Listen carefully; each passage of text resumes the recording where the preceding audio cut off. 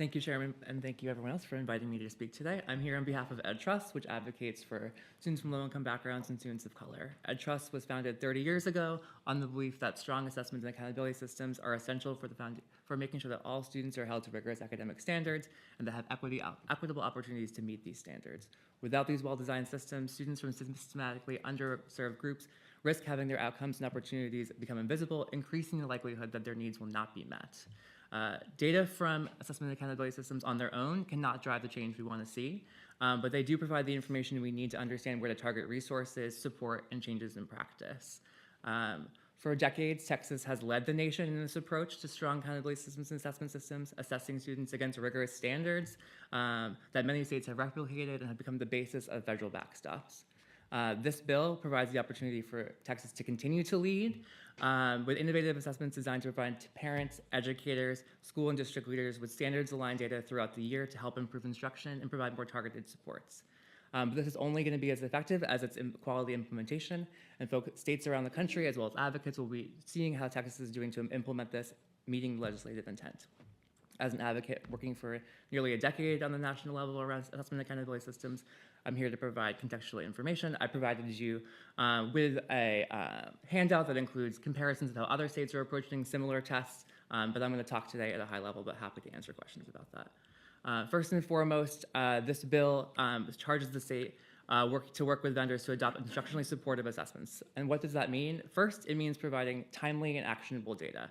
By administering this test a few times throughout the year, getting that data back within a matter of days or hours, not weeks or months after the school year is over, educators can make data-driven decisions about adjustments to instructions, and parents can support their student at home with learning to make sure that they can reach their full potential. And all of this happens before the end of the year.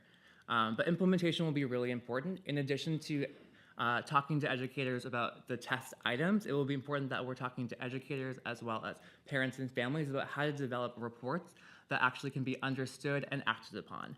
Numbers by themselves are often hard for folks to sort of digest and figure out what they mean, so they should be contextualized and provided alongside actionable insights. Additionally, this bill limits impact on instructional time. It provides clear limits on how long each of these tests can be, which is particularly important for beginning and middle of year tests.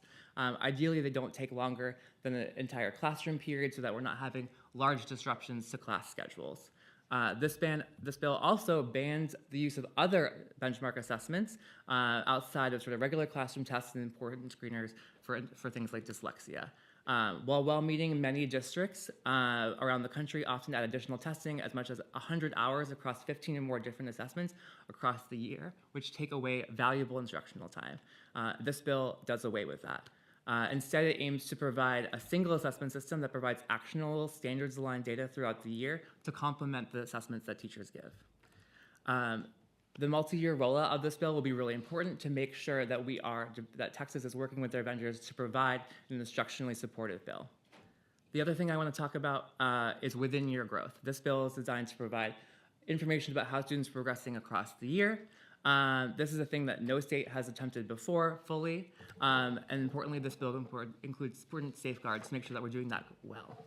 In particular, it makes sure that all assessments, including the alternative assessments that districts can opt into and the state would approve, are aligned to state standards. This ensures that we aren't using commercially available tests that are not truly aligned to standards, and that way we're building trust in the system rather than creating unclear or confusing results. There are also including provisions around making sure that we have a deliberate timeline for review and an oversight structure. These are really necessary given the intent to use multiple assessments across the state to measure within-year growth. Regardless, we need to make sure that we are retaining the year-over-year growth measure, as this will remain the only way that we can continue to measure growth year over year, as well as capture and address issues around summer slide. Finally, I really want to emphasize the importance of criteria and reference assessment. Prior to using standard reference assessments and criterion reference assessments, states across the country use norm reference assessments, which compare students to one another rather than against grade level standards. This can result in inflating performance, hiding disparities, rather than allowing us to understand really how students are doing.